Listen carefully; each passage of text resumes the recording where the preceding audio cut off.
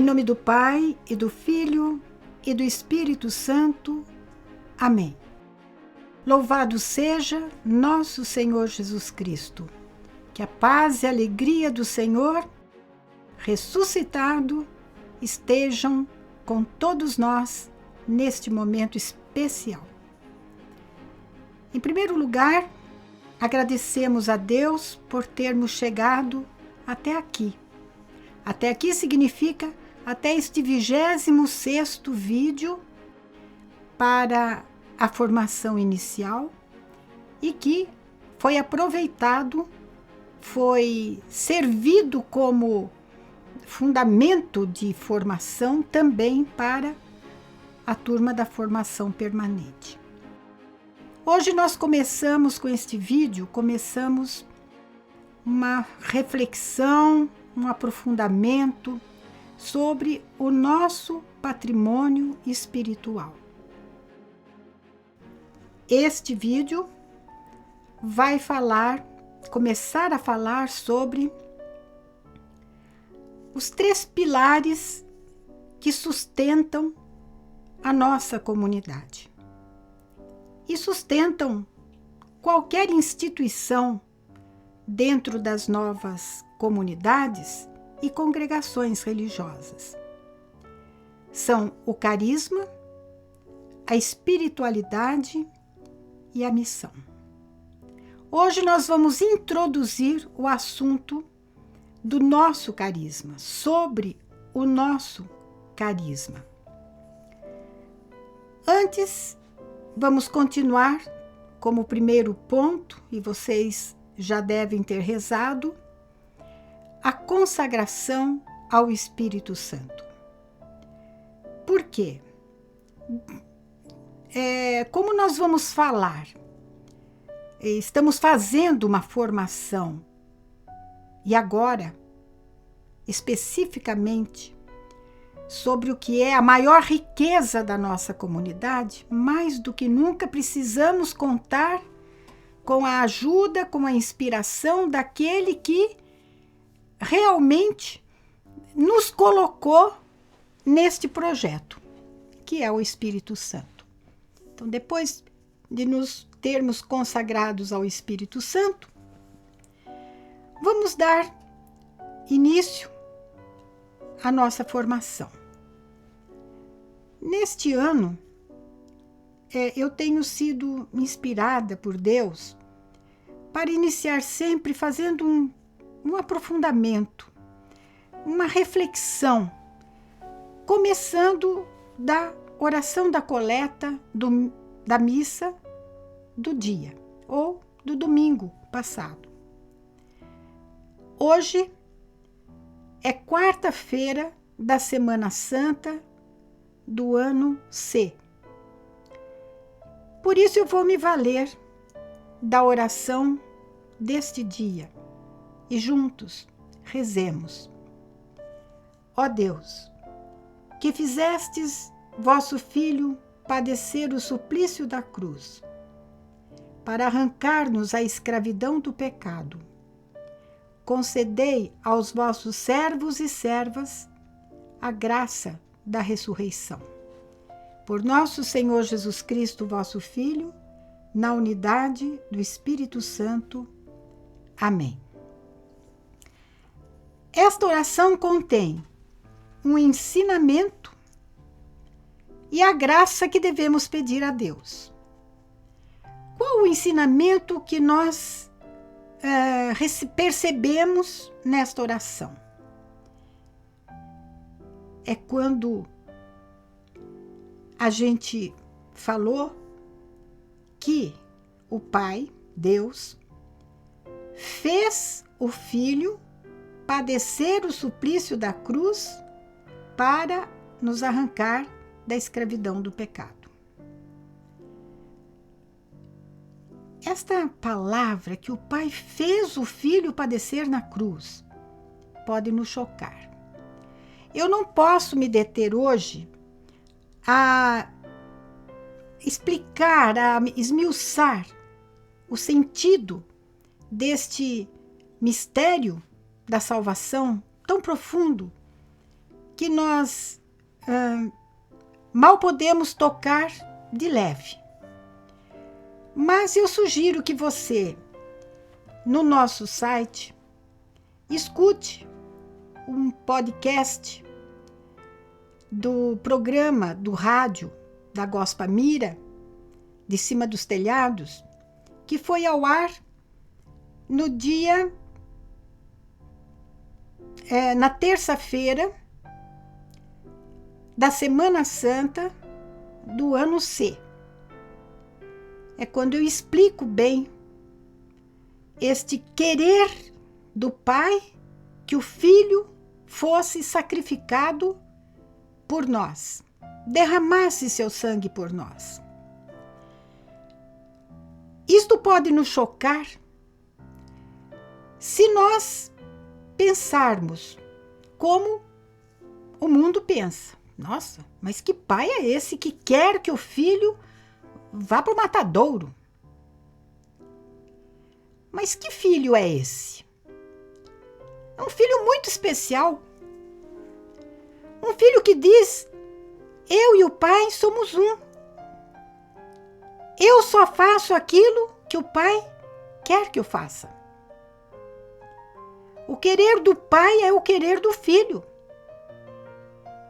Quando o pai começa a pensar: quem é que eu vou enviar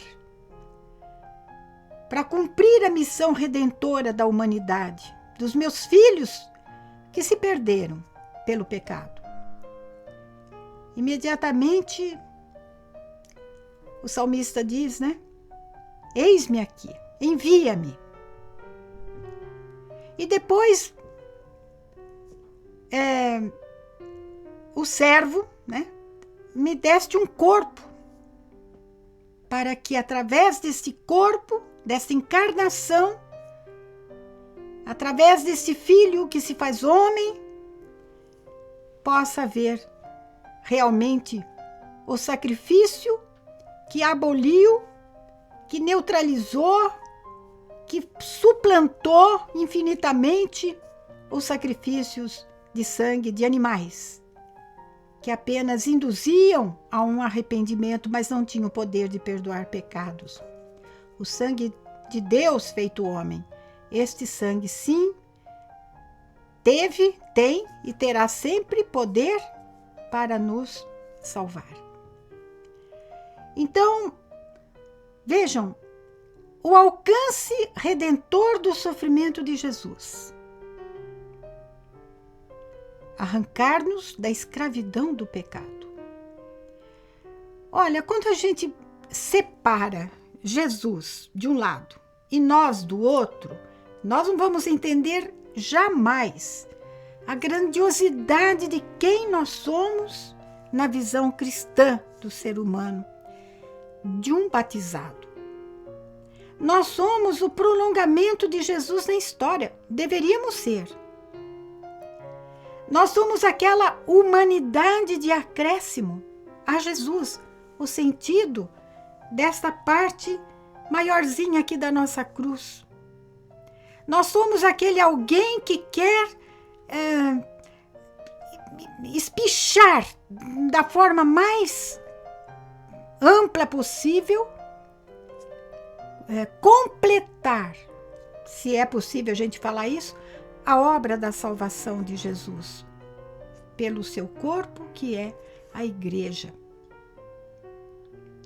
Olhem bem quem nós somos.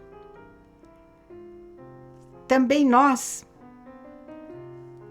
quando padecemos, quando sofremos, qualquer tipo de sofrimento moral, espiritual, físico, se nós tivermos aquela presença de espírito, de oferecer por Cristo, com Cristo e em Cristo, esta provação, e que Deus aproveite do jeito que lhe apraz, nós então seremos uma oferenda agradável a Deus também. Estaremos colaborando para arrancar a humanidade aquelas pessoas que talvez estejam perto de nós, que convivem conosco, aquelas pessoas por quem nós rezamos pela sua conversão. Mas deixamos para Deus distribuir para quem mais necessitar. Colaboramos para arrancar essas pessoas das mãos do maligno, para tirar do mundo o pecado. Somos como que cordeiros de Deus que colaboram para tirar o pecado do mundo. E o que levou Jesus ao suplício da cruz? Ele foi livremente. Eu dou a minha vida livremente. Eu a dou e a tomo, diz o Jesus. Ele foi livre, espontaneamente, ao suplício da cruz. Pai, se for possível, afasta de mim esse cálice.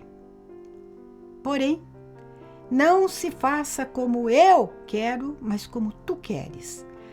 Aqui está a grande liberdade de Jesus, que é o ideal de liberdade para nós também. Enquanto nós estivermos fazendo a nossa vontade, especialmente quando ela contraria a vontade de Deus, nós estamos sendo escravos do pior carrasco deste mundo, que sou eu,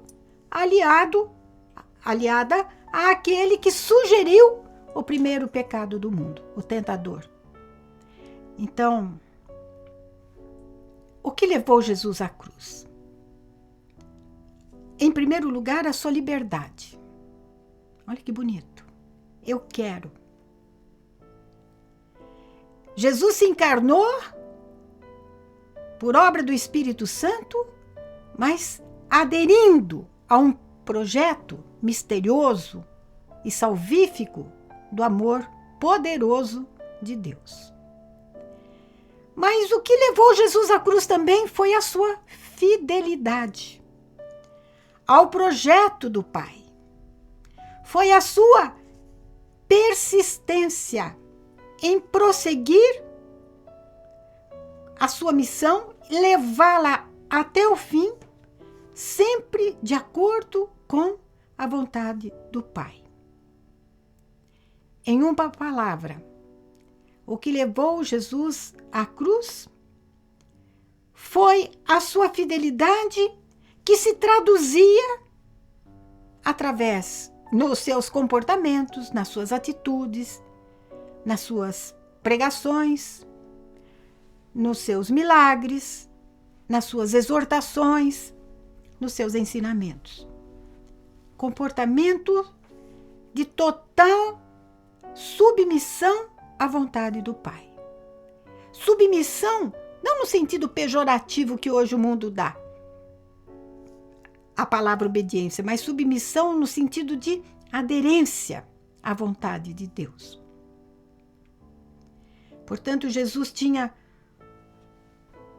e o Pai tinham um só querer, um só projeto, um só desígnio. Entre Jesus e o Pai havia uma única intenção, a intenção de salvar a humanidade. Isto é, trazer de volta ao coração de Jesus a humanidade. É por isso que, às sextas-feiras, na nossa comunidade, nós rezamos por uma intenção especial. Em cada dia a gente tem uma intenção especial. Eu espero que vocês se lembrem dessa intenção todos os dias. Na sexta-feira, que é um dia consagrado ao coração de Jesus, nós rezamos, oferecemos nossas orações e nossas ações e nosso dia todo pela conversão da humanidade ao coração de Jesus. E também pelos pregadores, nossos pregadores. Por quê? Porque através da pregação, a fé, é suscitada no coração das pessoas. E é a fé que as faz aderentes a Jesus. É um dia rico, sexta-feira, para nós. Então, como é que foi essa obediência de Jesus ao Pai? Tão forte, tão sólida, tão firme, que o levou até a cruz. É uma obediência incondicional e amorosa ao querer do Pai. Vamos, então, agora concluir um pouquinho. Um fraterno aliado de Deus, alguém que queira ser um fraterno aliado de Deus na nossa comunidade, é chamado a ter olhos e corações, vontade, intenção fixos no que Jesus ensina, exige dos seus seguidores, viveu, o modo como ele se comportou nas relações com vários tipos de pessoas, para que, em oração, o Espírito Santo vá ensinando para nós as coisas mais profundas do que aquelas palavras que nós lemos na Bíblia. O Espírito Santo vai nos fazendo adentrar mais no verdadeiro coração de Jesus, que não é aquele do quadro, mas é aquele retratado e trazido para nós nos evangelhos. Hoje, quarta-feira da Semana Santa do ano C, a liturgia da palavra de Isaías 50 nos apresenta o terceiro cântico do servo sofredor. Eu vou aproveitar para compartilhar com vocês um momento da minha vida que foi preciosíssimo. E eu acredito que foi ali que começou a verdadeira história da nossa comunidade. Até ali, eu costumava dizer, e vou confessar aqui para vocês, eu considero a Nova Aliança já tinha 3 anos, que reunia um grupo de pessoas, não tinha nome de comunidade, era um grupo. Depois, isso bem no comecinho, depois foi ganhando um pouco de estrutura e começou com um grupo de oração, depois vi que não era grupo de oração que Deus queria, era um grupo de ensino, catequese para adultos e fomos caminhando, né? Juntando aquele povo. E eu considero estes 3 primeiros anos em São Paulo aquilo que eu chamo de pré-história da comunidade. Deus estava escrevendo, né, a pré-história da nossa comunidade. Não tinha absolutamente em mente nada do que existe hoje. É Deus que vai encaminhando. Mas em 1986, isso já era por volta de outubro, novembro, eu estava num capítulo geral da congregação das Irmãs Marcelinas. E nesse capítulo, eu batalhava muito para que tudo ali, né, nas comissões, nos plenários, fosse muito valorizado o voto de obediência.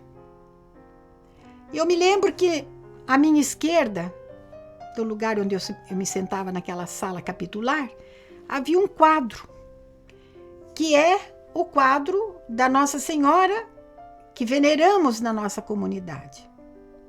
Um pôster bonito, a Nossa Senhora da ternura, né? Como é chamada, e nós carinhosamente chamamos Nossa Senhora da nossa comunidade.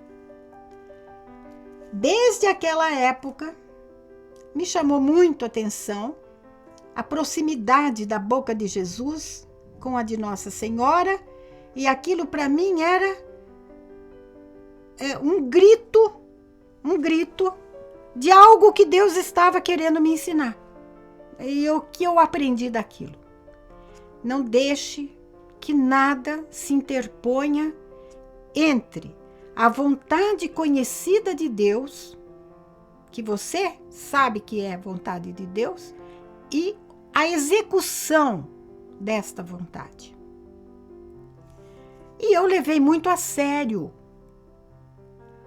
o fato de que, quando eu fiz a experiência do Espírito Santo, o batismo no Espírito Santo,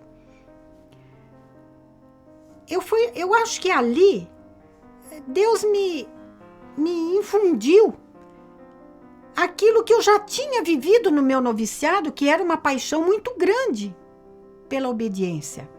Tanto é que eu, no noviciado, pedi para a minha mestra de noviça fazer um quarto voto. O voto de obediência incondicional nas mãos das minhas superioras. E não só eu convidei minhas colegas, minhas companheiras de noviciado, do meu ano de noviciado, que nós éramos uma turma muito unida, muito alegre, muito viva, né? Foi um noviciado lindo. E elas toparam. E nós queríamos fazer isso. Mas aí, quando eu comentei isso com a minha mestra, ela disse assim: eu não posso fazer isso. Não, eu não tenho autoridade para deixar você fazer esse quarto voto. Mas vai conversar com o confessor. E era o confessor das irmãs, né? Nós tínhamos o confessor ordinário. Ordinário é o nome, né, gente? Não quer dizer nada de ordinário. É o confessor comum, toda semana. E tínhamos o confessor extraordinário, que passava pela comunidade religiosa uma vez por ano. E todas as irmãs deviam se apresentar a esse sacerdote. E eu me apresentei. Ele se chamava Padre Inácio. E quando eu coloquei para ele esse meu desejo, eu falei: não vai fazer nada disso. Não vai fazer. Tá, tudo bem. Voltei, comentei com a minha mestra, falei: não deixou. Falei: não, mas nós podemos fazer um compromisso aqui na capelinha e vamos fazer. E fiz. Nós tínhamos, nem sei onde que está isso, mas nós tínhamos batido a máquina, um santinho, onde coloquei ali o voto que nós fizemos juntas. Olha só, eu não sei se alguma colega minha de noviciado vai escutar essa pregação, mas que bom se escutar, né? Então, vocês vejam desde onde que estava a minha paixão pela vontade de Deus. E vocês vão falar assim: deve ter sido a mestra de noviça que falava. Não foi. Alguma superior, alguma irmã? Não foi. Foi algo que realmente, eu não sei de onde é que veio isso. Quer dizer, agora eu sei, né? Veio de Deus. Mas, voltando. Pois bem, neste capítulo geral de 86, eu me bati muito sobre a necessidade que nós, irmãs, né? E eu acho que todos nós temos, de sermos testemunhas. Isto é, quando nós falamos assim: olha, você vai deixar de pregar aqui para pregar ali. Você vai deixar de pregar o querigma para pregar a catequese ou vice-versa.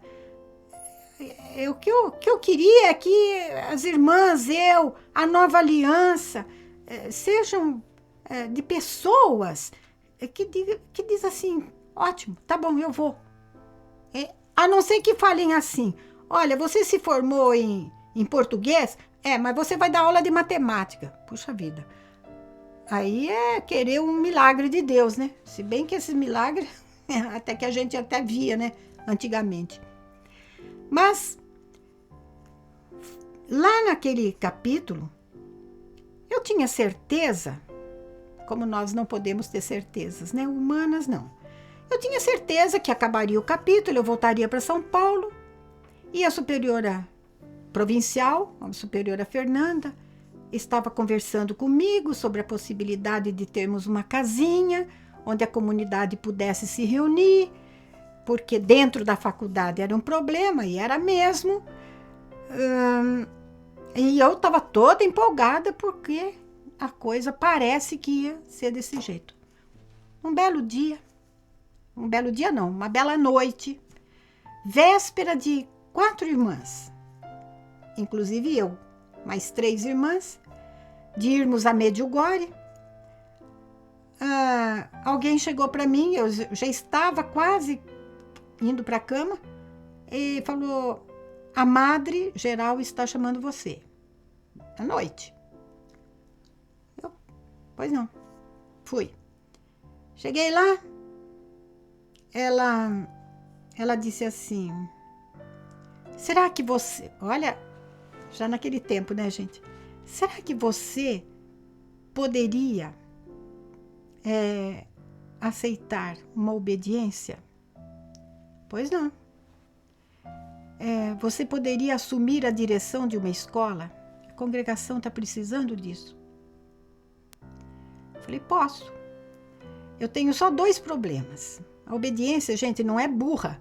Você tem que expor o seu problema, a sua dificuldade.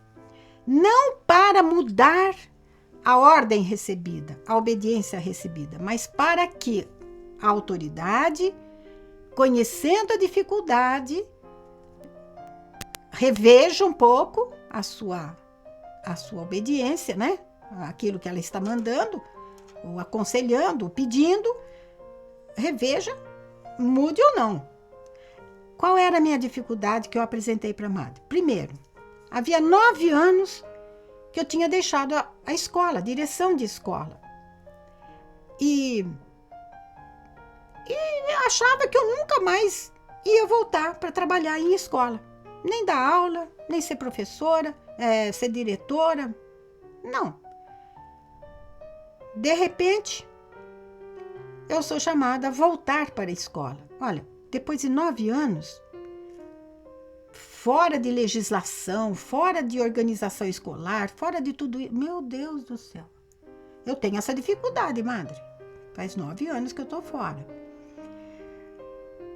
E a outra dificuldade é que eu não requeri o registro de diretora. Como? Não. Fiz o curso, fiz a especialização, mas não requeri o registro no diploma.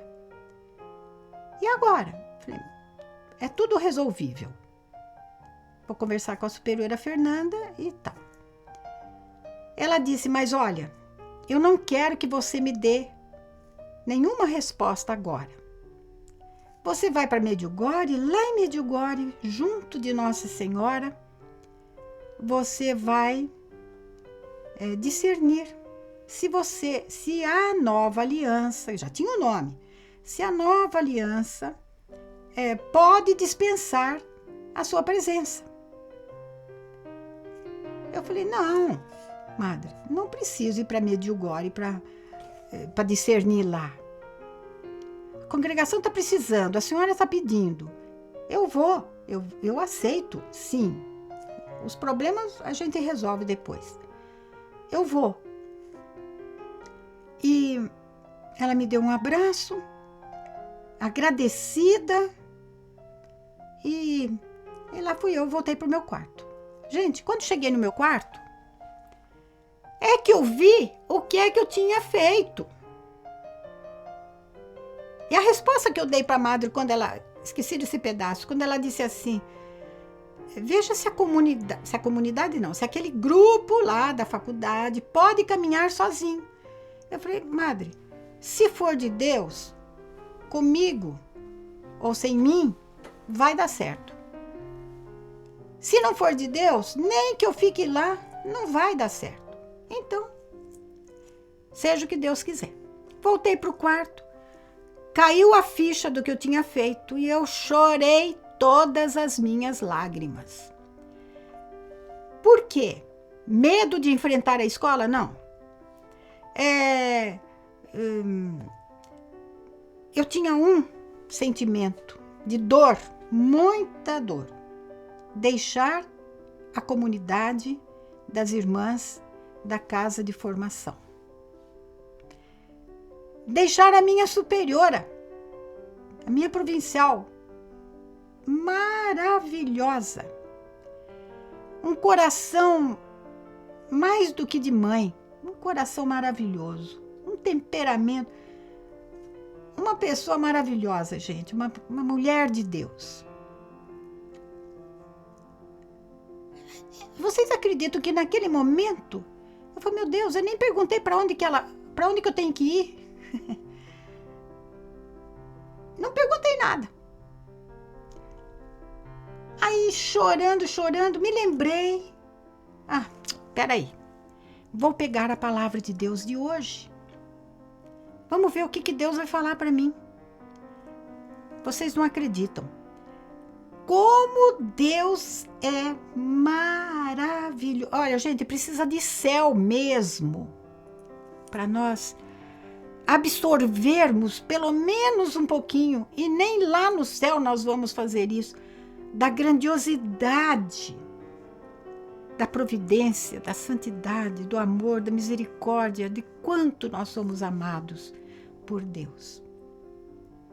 Naquela noite, naquele dia, e hoje, quarta-feira da Semana Santa, do ano C, dia em que estamos começando a sequência da formação sobre o nosso carisma. É a mesma palavra, vocês acreditam? Isaías 50. Eu lá ajoelhada com a minha Bíblia, lendo, e quando eu cheguei aqui, Isaías 50, versículo 4, na metade do versículo 4. O Senhor Deus me desperta cada manhã e me excita o ouvido para prestar atenção como um discípulo. O Senhor abriu meus ouvidos. Eu não lhe resisti, nem voltei atrás. E depois, mais para baixo um pouquinho, no versículo 7, no finalzinho diz: eu conservei o rosto impassível como pedra, porque sei que não sairei humilhado. Gente, como eu me vi neste servo, neste momento deste servo.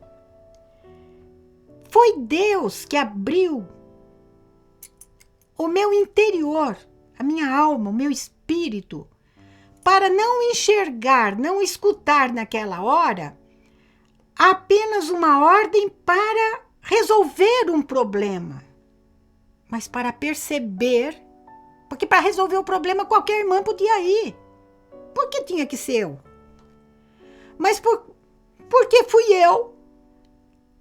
Eu escutei, é Deus que está me falando através da minha amada geral. Puxa, eu que batalhei tanto pela obediência. Eu que falei tanto que quando uma superior, uma autoridade vai determinar alguma coisa para alguma irmã, ela tem que rezar para ver se aquilo lá é vontade de Deus mesmo. Ela tem que ter uma palavra força ou uma convicção lá dentro. E não simplesmente porque precisa, né? Organizacionalmente. Agora eu, que batalhei por isso, vou dizer não? E aquele quadro de Nossa Senhora com Jesus, que me falou tanto? Mas isso tudo eu raciocinei depois, gente.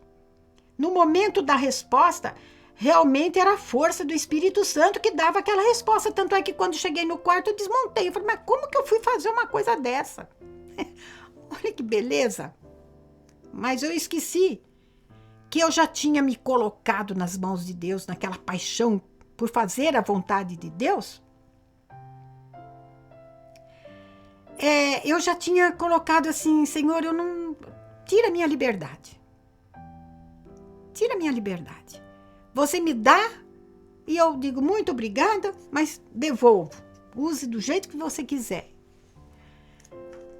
Então, aquele momento foi um momento muito prático para mim. O Senhor, me fez ouvir, me convencer de que naquela obediência que eu estava recebendo, e nem era obediência, era uma sugestão para ver se eu podia aceitar, a voz de Deus. Eu não lhe resisti. Momento algum eu coloquei, não dá para ir. Não tenho condição, eu sou limitada, não posso e tal, nada. Não resisti, nem voltei atrás.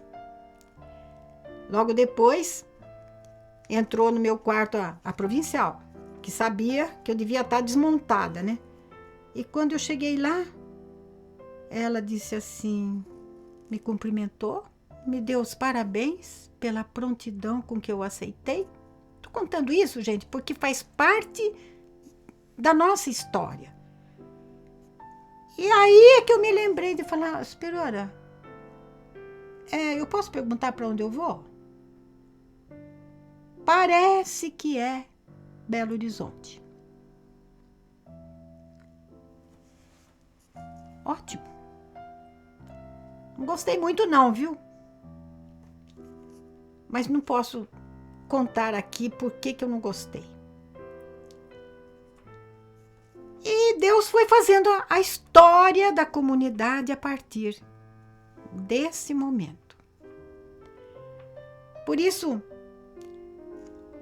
aí vem a graça, que esta oração sugere que nós peçamos a Deus a graça da ressurreição, a graça da vida nova, a graça de uma experiência do amor de Deus, que é capaz de ressuscitar dos mortos a nossa vontade. É capaz de transformar, de fazer ao longo da nossa vida com que a nossa vontade, a minha vontade, vá cada vez mais se estreitando à vontade de Deus. Mas não para aí, não. Eu quero ir agora no Evangelho deste dia. É o capítulo 26 de São Mateus. Quando Jesus... o Evangelho começa falando da traição de Judas, né? E o que me interessa é o versículo 17 em diante. No primeiro dia da festa dos ázimos, os discípulos aproximaram-se de Jesus e perguntaram: onde queres que façamos os preparativos para comer a Páscoa? E Jesus respondeu: ide à cidade, procurai certo homem e dizei-lhe: o mestre manda dizer, o meu tempo está próximo. Vou celebrar a Páscoa em tua casa, junto com os meus discípulos. Queridos, eu parei aqui. Onde queres que façamos os preparativos para comer a Páscoa? Nesta pergunta, nós intuímos, pela resposta de Jesus, que este lugar é um lugar escolhido, é um lugar programado, é um lugar desejado, é um lugar querido. Hoje, este lugar em que Jesus todos os dias quer celebrar a sua Páscoa conosco, e não é só no momento da Eucaristia. No momento da sua oração pessoal, você não comunga o Senhor na sua palavra? Comunga. Ali está havendo uma Páscoa, uma passagem do meu eu para o eu de Jesus. Para o eu de Jesus. Então, fica essa primeira reflexão. Mas ali, naquela casa, naquele lugar, os discípulos podiam perguntar, né? Bom, você mandou ir da cidade procurar certo homem. Mas e se a gente encontrar um monte de homem, como é que a gente faz?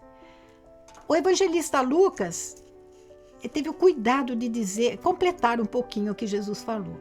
Vocês vão encontrar um homem carregando uma bilha. É esse homem que vocês, para esse homem que vocês vão fazer a pergunta. É para você, viu? Para você, para mim, que Jesus faz perguntas. Então cabe a nós, como coube aos apóstolos, aos discípulos, preparar. Qual é a nossa missão?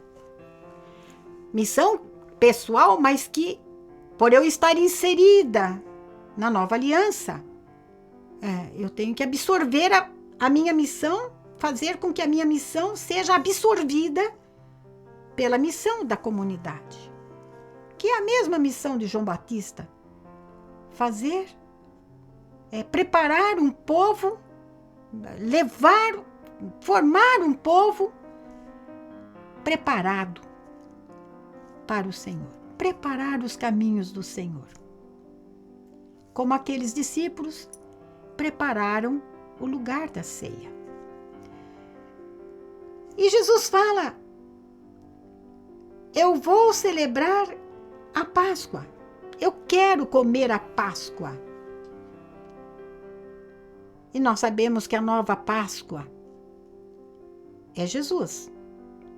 Naquele momento, a antiga celebração pascal, que celebrava um fato do passado, é suplantada, é superada, é anulada pela nova Páscoa que é Jesus. Cordeiro imolado. Então, nós apenas preparamos, mas é Jesus quem nos dá a si mesmo por nós.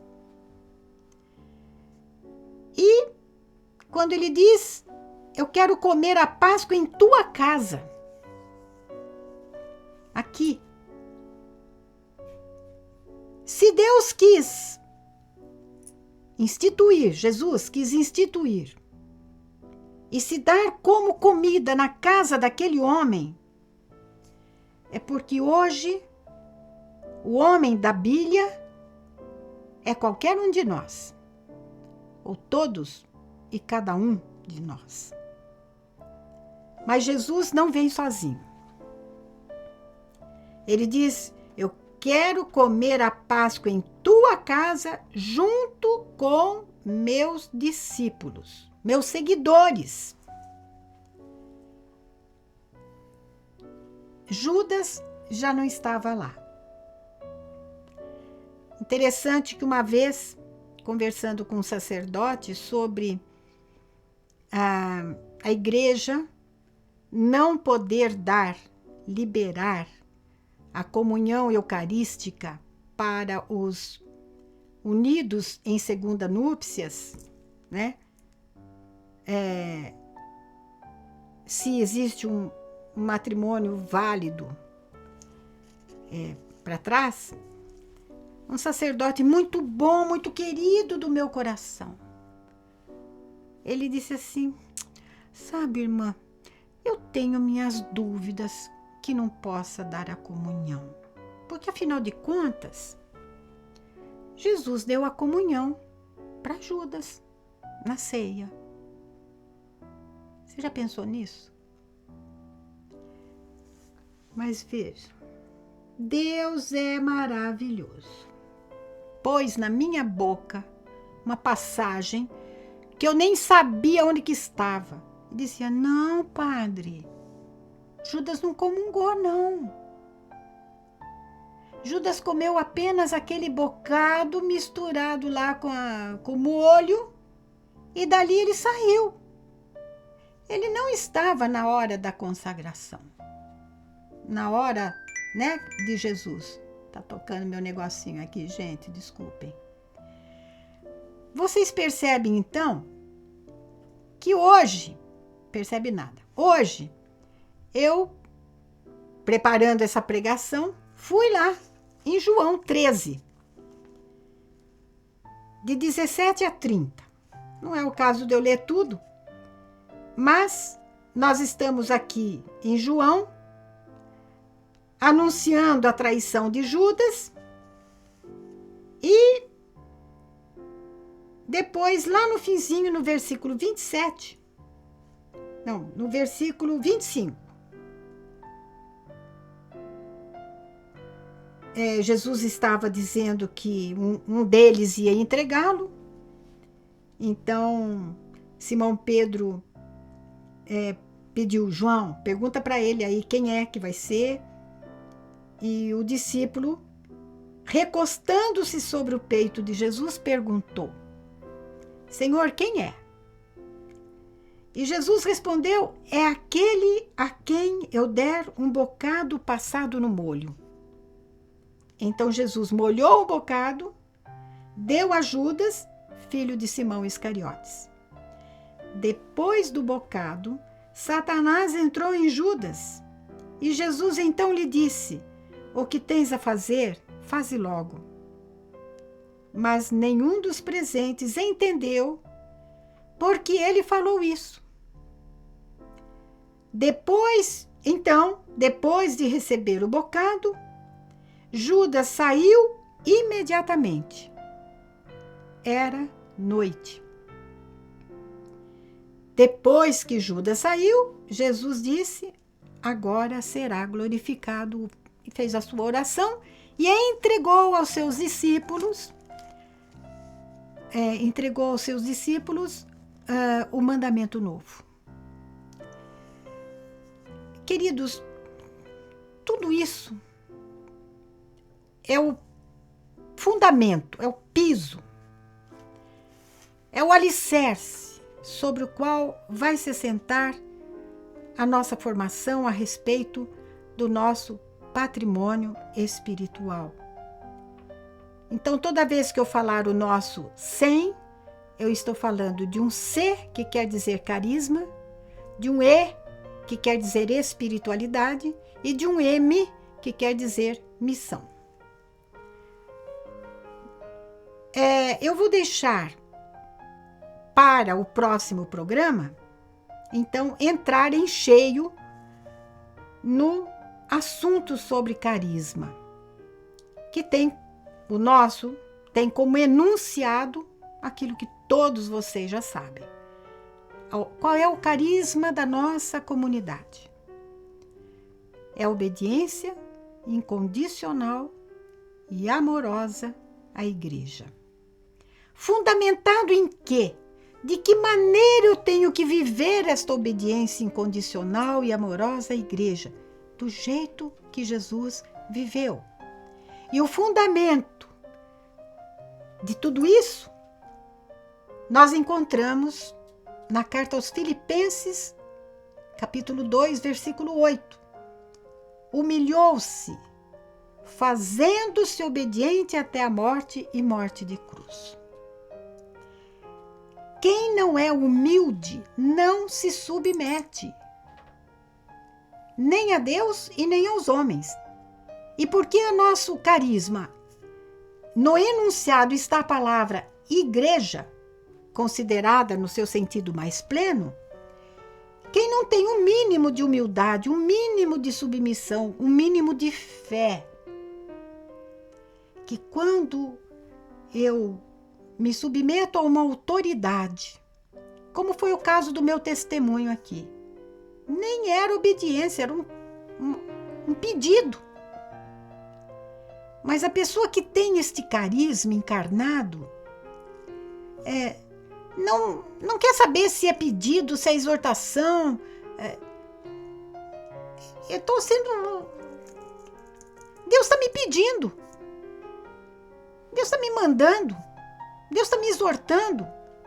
Eu tenho a liberdade de dizer sim ou não. Mas o que é mais perfeito? O que é mais de acordo com a vontade de Deus? O que é mais parecido com Jesus? Jesus não foi sim e não. Na carta aos Hebreus está escrito isso. Não foi sim e não. Jesus foi sempre sim. Humilhou-se e olha que interessante. Fazendo-se. Ninguém fez Jesus obedecer. Ninguém obrigou Jesus a obedecer, porque não precisava. Ele e o Pai eram um. Então, na medida em que eu e Jesus, eu e o Pai, formos um, é facílimo, gente, dizer sim. Mesmo quando custa. Mesmo quando arranca a gente de um ambiente já estabelecido, de um campo de trabalho já conhecido, já dominado, para você abrir uma picada que você não sabe para onde vai dar. Mas isso nós vamos voltar no outro programa. Qual é o compromisso desta semana? É o terceiro ponto.